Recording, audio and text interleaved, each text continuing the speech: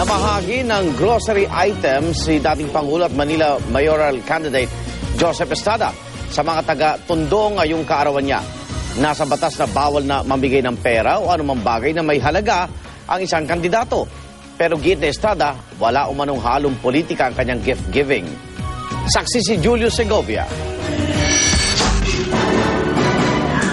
Kanta ng pagbati ang sumalubong kay dating Pangulong Joseph Estrada nang ipagdiwang ang ika-76 niyang kaarawan sa covered court ng DPWH sa Baseco Compound sa Tondo, Maynila.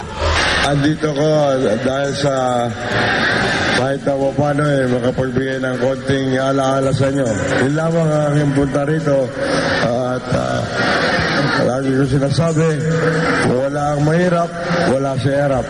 Kaya maraming salamat sa inyo sa inyong pagbati sa akin.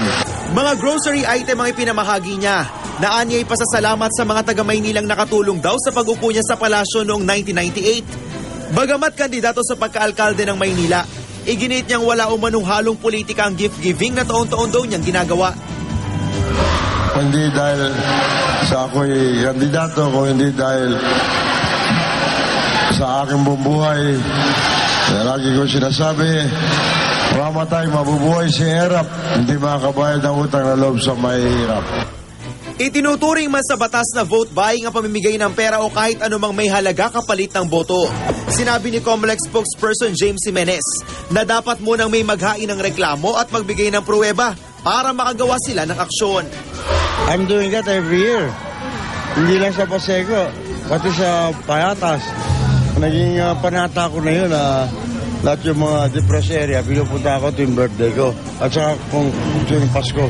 Bago nito'y may ilang kandidato nang iniimbestigahan ng COMELEC kaugnay ng umano'y vote buying. Tulad ni senatorial candidate Jambi Madrigal na may pa-contest umano kung saan iPad ang papremyo. Nilinaw ni Madrigal na volunteer niya at hindi raw siya mismo ang nangasiwa sa pa-contest. Gayunpaman, pinatigil na raw niya ito. Iniimbestigahan din ng komisyon sa senatorial candidate Ernesto Maceda na nag-anunsyo magpaparaffle ng pera pero hindi itinuloy ng pigilan ng kaalyadong kongresista. Paulit-ulit ang sinasabi ng COMELEC sa mga kandidato na huwag nang mamigay ng kahit anong may halaga sa mga botante.